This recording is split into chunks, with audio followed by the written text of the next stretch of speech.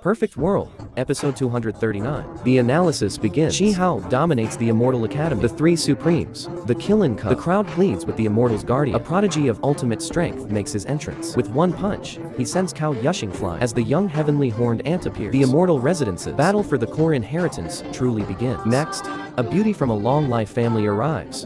She attempts to lift the origin cauldron, but her strength is lacking. She cannot move it. The Immortal Academy's Three Supremes also fail. In the end, Shi Hao makes his move. He lifts the cauldron, stunning all. The power of the body as a seed stuns the world once more. In the latest events, after Zi Rishan is defeated twice by Shi Hao, the priority to explore the Immortal residence falls to the Heavenly Deity Academy. Shi Hao immediately summons Cao Yushing, the Lunar Jade Rabbit, the Witch, and his allies. Leading the disciples of the Heavenly Deity Academy, they charge first into the Immortal's mystic realm, but they are ambushed en route. The Immortal Academy's Three Supremes are unwilling to yield this chance so easily. They join forces to stop them. They want to see if Shi Hao truly has the power to protect his academy. The result is obvious. Facing the combined might of the Three Supremes, Shi Hao is fearless. He unleashes the full power of the body as a seed. He completely overwhelms all three. After disappearing for 3 years, he returns, still a king, an undefeated legend. Afterwards, Shi Hao takes the Flood Dragon and binds the tamed beast as a belt. The Flood Dragon dares not provoke him again. After this display from Shi Hao, the Three Supremes dare not act rampant before him again. Having dealt with the trouble, Shi Hao rejoins Cao Yushing and the others. When they arrive at the Bronze Immortal City's gates, a light barrier blocks their path. Several guardians in dark immortal gold armor, wielding heavy weapons, appear. They are puppet veterans, remnants from the immortal, ancient Great War. Their duty, protect the immortal residents and defend against foreign invaders. The leader's gaze scans the crowd. Its light falls upon the Lunar Jade Rabbit. Pure immortal bloodline. You may enter. But as she tries to enter, the barrier repels her. It seems a Killin bloodline connected to the immortal ancient is needed to lead. The small, white Killin in the rabbit's arms struggles free. It pleads with the guardians, after confirming that all are descendants of the immortal ancient and not from the foreign realm. They are permitted entry, however. Pusongma, being from the foreign realm, is restricted to a specific area. He may not enter the core. At this time, the elders from the Heavenly Deity, Immortal, and Sacred Academies arrive. They try to speak with the guardian, but are blocked by cold halberds. The guardian says, "You are too old. Fortune would be wasted on you." It reveals the city was left by 2 immortal kings. Upon entering the city, the group finds a small square. 3 types of yin soul lotus grow in a pond. This is divine medicine. It strengthens the primordial spirit. It can revive a person from even a trace of consciousness. Such divine medicines rarely grow together, let alone 3 types at once. A rare sight. Seeing this, Cao Yushing leaps directly into the pond. He gulps down the potent medicinal water, praising its rich fragrance. "Who is drinking my bathwater?" A small voice suddenly cries out. Startled, everyone scrambles ashore, on guard. Cao Yushing looks down and finds at his feet a tiny golden creature, less than an inch tall. It's a small, humanoid ant. It stands upright, arms crossed, head held high. Cao Yushing mocks its size. Reaching out to poke, the tiny ant sends him flying with a single punch. He flies as if struck by a great mountain, soaring for miles before passing out. He was cursing even as he fell. As the others stand in shock, Shi Hao reveals the truth. This is a heavenly horned ant, one of the 10 vicious, known for ultimate strength. Peerless in this world, an adult can reach great size. It can shatter mountains. This golden ant is barely an inch tall, yet it has lived for an entire epoch. The city guardians spent 10,000 years to save and hatch this descendant. Cao Yushing awakens and limps back. Hearing it is a heavenly horned ant. His anger turns to joy. Wiping his drool, he mutters, "We won't lack for ultimate strength blood now." In the Sacred Academy, this precious blood, which can grant transformation, was monopolized by the little saint. In Jin Dawn, ordinary people could not obtain a single drop. The guardian sees the group interacting with the ant. It speaks, "Fortune here is earned by ability, but the core inheritance is reserved for the purest immortal bloodline, the Killin and the heavenly horned ant, Lan Shan object. This generation is not weaker than the last. Our strength remains. We ask the guardian for a chance." The guardian issues a challenge. Whoever can lift that origin cauldron will be recognized. They look. On a stone mountain peak sits a 3-foot-tall ancient cauldron.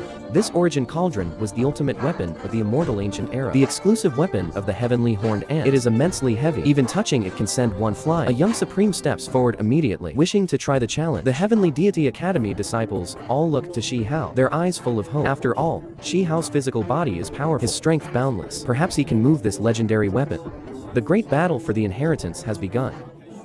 The first challenger is known as the Goddess of Life, the Long Life family's female supreme, Wu Hong. She is the green-haired beauty from the preview. Divine vines and treasured arts, full of life. surround her. She uses the Long Life family's peerless treasure art. The ground cracks beneath her snow-white fingers. Lightning and thunder intertwine. But even as her life force surges like an ocean, the Origin Cauldron does not move. The veteran explains. This is the heavenly horned ant's weapon. It can only be lifted by true strength. Next, Z Rishin, bathed in purple mist, uses his Grand Mist purple key, but the cauldron reflects it. He coughs up blood and is sent flying. Lan Shan tries until his face is pale, but still cannot move the cauldron an inch.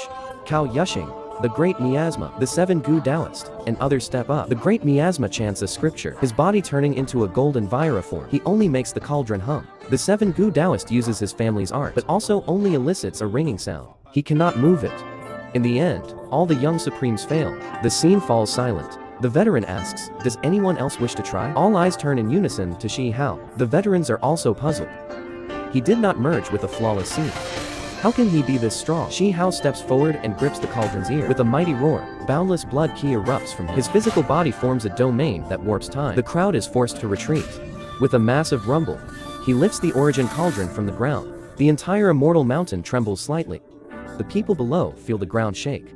The veterans are petrified. The leader asks with a trembling voice, body as the sea, the severed path. You passed through the gate of death? Shi Hao nods. I was fortunate. Cao Yushing immediately gloats, mocking the Immortal Academy elders for being stingy with the sea, forcing Shi Hao onto this impossible path. Outside the city, the Immortal Academy elders' face burns. Shi Hao holds the cauldron for a moment, his arms aching. He sets it down, his body trembles. He sighs. The heavenly horned ant race is too abnormal. This is just a projection, yet it is so heavy. The veteran leader is visibly shaken. He comments, he can be called a true prodigy. If he follows the path of pure body cultivation, he might rival the heavenly horned ant. The small heavenly horned ant is both shocked and angry. My weapon. Why did someone else lift it first? After Shi Hao succeeds, the guardian leader asks about his body tempering art. Shi Hao explains, it's the bone tempering art from the Sacred Academy, taught by the great elder. The veteran leader immediately points out, that is an early art, derived from the indestructible scripture. It is far inferior to the true scripture. At these words, the 7 Gu Taoist becomes excited. He heard legends of the indestructible scripture in the Sacred Academy. He hurriedly asks for details. According to the guardian, the indestructible scripture is one of the immortal ancient strongest texts, the supreme codex of body refinement. Once mastered,